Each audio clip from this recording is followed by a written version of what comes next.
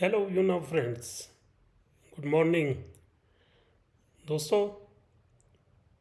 एक वीडियो लेके आया हूँ यू नो की आपके सामने, क्योंकि आजकल यू नो की मनोहर कहानियाँ चल रही हैं यूट्यूब के ऊपर। कुछ लोग सवाल करते हैं तो उसके जवाब में जो कुछ कहा जाता है वो मनोहर कहानियों से किसी तरह भी अ, अलग नहीं है। तो ऐसा ही एक वीडियो एक सवाल के साथ आपके सामने पेश कर रहा हूँ।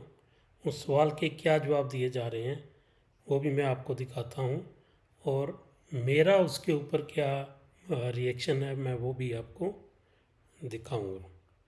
तो आइए टाइम वेस्ट नहीं करते हैं, चलिए सीधा ये वाला वीडियो जो है इसको स्टार्ट करते हैं। शर्मा जी, हेलो। रखिए सर अपनी हेलो, बात। हाँ जी। हेलो हेलो, हाँ जी मनीष जी, गुड इवनिंग। मैं ये कह रहा था, मुझे ये पूछना था, जैसे कंपनी अपनी पूरा वर्क कर रही है कि हमारे जितने भी जो भी हमारे पैसे हैं लगे पार्टिकल्स में वो जल्द से जल्द आ जाए। दैट्स वेरी गुड, हम भी इस चीज का वेट कर रहे हैं। तो मैं ये जानना था कि इन केस अगर सच नहीं साबित हो पाता है, कुछ दिक्कत आ जाती है, कुछ भी है, ईडी उस पर ब्लेम कर देती है, हम नहीं कर पाते, उस टाइम क्या ऑप्शन किया जाएगा? उस टाइम क्या हो रहा है? उस टाइम कंपनी ने उस टाइम क्या, मतलब जो बाकी लोग हैं अपने जितने जो रुपीस लगा रखे हैं, करोड़ रुपए लगा रखे हैं, क्या वो उसे भूल जाएंगे या फिर उसके आगे का भी कोई प्लान है? क्योंकि इफ बट हमें दोनों चीज देखनी पड़ेगी। हम वेट तो कर रहे हैं कि अच्छा हो, सबको पैसे मिले, हम भी उसमें इन्वॉल्व हैं, ठीक है। अगर नहीं हो पाया तो फिर आगे क्या सिचुएशन रहेगी? क्या लोगों के पैसे, जिनकी कईयों ने 10 लाख लगा रखे, मैंने भी कई ऐसे ऐसे पैसे लगा रखे हैं, तो वो हम भूल जाए उस चीज को? क्या उसके बारे में कुछ सोच रखा है कंपनी ने? या फिर जो आप लोग जैसे आप सबको इन चीज के बारे में पता है, तो हमें कुछ राय दो कि क्या होगा आगे? दोनों चीज का, अच्छी और बुरी दोनों चीज बात कर रहा हूँ मैं। जी अनिल जी, बहुत अच्छा आपका क्वेरी है, कंसर्न है, क्वेरी तो नहीं कहूँगा, एक चिंतन है। और ये शायद सारे ही लोगों के दिमाग में आती है। तो हाँ जी। सर, पहली चीज़ तो मैं बता दूं कि जिस लेवल पे हम लीगल फाइट लड़ रहे हैं, तो एक राइट। चीज़ एकदम दिमाग में आपको क्लियरिटी से रखनी चाहिए। जैसा कि ईडी का आरोप था पहले दिन से कि हमारे पास तो कुछ है ही नहीं है, हम तो फेक काम करके बैठे हैं, हमने तो खाली पैसे लिए, हवा में पार्टिकल बेच दिए, हमारे पास इंफ्रास्ट्रक्चर नहीं है, क्लाइंट नहीं है, रेवेन्यू नहीं है, एक्सेट्रा एक्सेट्रा। ईडी के हिसाब से तो हमारे पास कुछ है ही नहीं है। तो सर, बिना किसी बेस के हम इतनी लंबी लीगल फाइट लड़ रहे हैं, पॉसिबल है? पहली चीज। दूसरी, हाँ जी। लोगों को लगता है कि क्यों नहीं भैया, आदमी अपनी जान बचाने के लिए तो अंत तक प्रयास करता है। तो सर, जनवरी 2025 का पंजाब हरियाणा हाई कोर्ट का वो ऑर्डर आपको ये बताने के लिए, आपके प्रश्नों का जवाब वो उस ऑर्डर से मिल जाएगा कि honourable Punjab Haryana high court ने जब जनवरी 25 में आपके डिफ्रीजिंग वाली पिटीशन पे जवाब दिया, ऑर्डर आया, एक महीने होल्ड करके जब ऑर्डर दिया, तो कोर्ट ने यही ऑर्डर किया था, आपकी पिटीशन को अलाउ भी नहीं किया और डिसमिस भी नहीं किया, डिस्पोज ऑफ करके उसने बोला कि आप अपनी आगे की सारी कार्रवाई डिटेल्स को आप एडुकेटिंग अथॉरिटी के पास ले जाइए और वहां से टेक्निकली आपकी सारी चीजों को करने के बाद आप अपना फैसला लीजिए, ईडी को आप सेटिस्फाई करिए। ठीक। तो sir, right. Punjab Haryana high court कोई ऐसी राह चलती चीज नहीं है। दो जजेस की बेंच थी। उन दोनों जजेस ने हमारे आर्ग्यूमेंट, हमारे जो भी डॉक्यूमेंटेशन उस पिटीशन के साथ हमने फाइल किए थे, कम से कम वो इस काबिल तो थे ही कि कंपनी के पास इतना तो था कि कोर्ट को भी ये कंफ्यूजन हो गया था कि नहीं भाई, इनका पिटीशन डिसमिस के लायक तो नहीं है, इनको सिरे से नकारा नहीं जा सकता। हाँ, टेक्निकल चीजें थी जो कि शायद एक ऑनरेबल जज को आईटी की टेक्निकलिटी उतनी नहीं पता होती है, तो उसने एक सिंपल सा आपको ऑर्डर दिया कि आप एडुकेटिंग अथॉरिटी की तरफ जाइए। तो एक चीज। तो दोस्तों देखिए कैसे जस्टिफाई करने की कोशिश की जा रही है कि वो पिटीशन डिस्पोज ऑफ हो गई थी, और उसका रीज़न जो ये बता रहे हैं कि कोर्ट को कन्फ्यूजन हो गया था। एक तो बात इन्होंने ये बोली, दूसरा कि जजेस को आईटी की टेक्निकलिटीज़ उतनी पता नहीं होती। ये दो रीज़न्स बता रहे हैं, जबकि फैक्ट क्या है वो मैं आपको दिखाता हूँ। आइए उसी कोर्ट के आर्डर के ऊपर चलते हैं कि वो कोर्ट का आर्डर क्या कहता है। मैं पूरा ऑर्डर नहीं पढ़ूंगा, पूरा बहुत बड़ा लंबा ऑर्डर है, इसका मैं फाइनल जो डिसीजन है उसके ऊपर आते हैं। यहाँ पर कोर्ट क्या दे रहा है, once the 2002 act itself provides for sufficient safeguards, it is not found appropriate for this court to interfere at this stage. कि कोर्ट को लगा कि हमारी इस जो मतलब स्टेज है इसके ऊपर इंटरफेयर करना ठीक नहीं है। तो इस करके keeping in view the aforesaid discussion, the writ petitions are disposed of with the liberty to the petitioners to present their case before the adjudicating authority under the 1999 Act as well as 2002 Act। तो यहाँ पर कहाँ court ने कहा कि हमें समझ नहीं आई या हमें कोई कन्फ्यूजन है, हमने कोई टेक्निकल बात समझ नहीं आ रही है, वो तो ऐसा कुछ भी नहीं है। उनने सीधा कहा कि भाई इस स्टेज के ऊपर हम इंटरफेयर नहीं करना चाहते, तो डिस्पोज ऑफ कर दिया।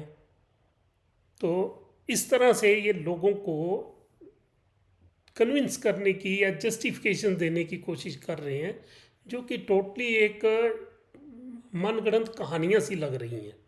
हाँ, ये अगर कोई ऐसी बात होती है तो उसका जवाब विद डॉक्यूमेंट्स दें ना सामने आके, ऐसे अपने मन से कहानियाँ बना के लोगों को सुनाई जाते हैं, ये मुझे ठीक नहीं लगा। और ये इसमें कोर्ट की भी मुझे लगता है कि ये एक गलत कमेंट किया है इन्होंने कोर्ट के बारे में। चलिए, ये इनकी हेडेक है, हमें क्या इससे। तो चलिए आगे देखते हैं और क्या बात होती है। इस तो दिल दिमाग आत्मा सब में बसा के आप लोग बैठ जाओ। कंपनी के पास इन्वेंट्री भी है, रेवेन्यू भी है, क्लाइंट भी है, सब कुछ है। इसके लिए तो एकदम आप लोग टेंशन ही मत लो। अगर हमें यहां से जवाब नहीं मिलेगा, हाई कोर्ट हम जाएंगे, हाई कोर्ट से नहीं मिलेगा हम ऑनरेबल सुप्रीम कोर्ट जाएंगे। बट ये लड़ाई व्यू नाउ जीत के रहेगी, बिकॉज आपके पास जो आरोप लगाए गए हैं ईडी के, वो सारे सिरे से खारिज होने वाले हैं। हाँ, तो अब ये दूसरा क्लेम कर रहे हैं कि कंपनी के पास सब कुछ है, सब कुछ था। तो इसी ऑर्डर का मैं आपको एक और पॉइंट दिखाता हूँ।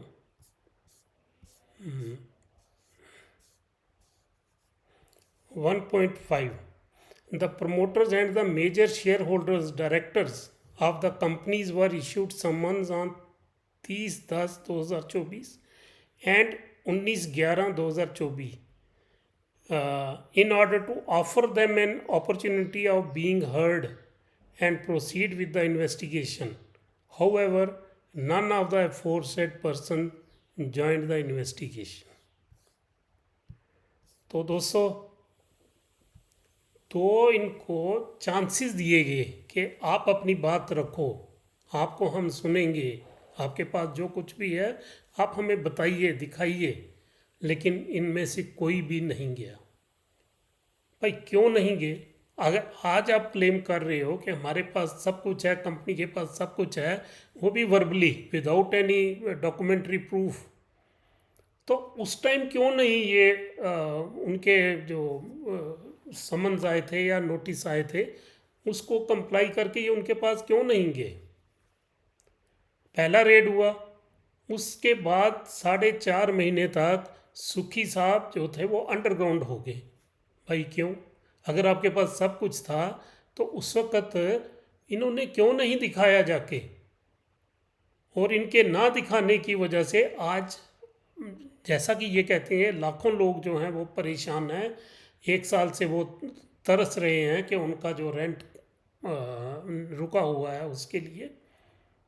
तो इनके पास सब कुछ था तो क्यों नहीं दिखाया जाके, छुप क्यों गए? दोस्तों, मैं पहले भी कह चुका हूँ एक बार कि अगर मेरी एक रास्ते में गाड़ी पुलिस वाले पकड़ लेते हैं, मेरे पास डॉक्यूमेंट्स नहीं है, वो किसी वजह से घर रह गए हैं, तो मैं क्या करूँगा? वो गाड़ी छोड़ के कहीं छुप जाऊँगा जाके? या मैं अगर मेरे पास डॉक्यूमेंट्स हैं तो मैं घर आऊँगा, डॉक्यूमेंट लेके वापस जाऊँगा और गाड़ी अपनी लेके आ जाऊँगा।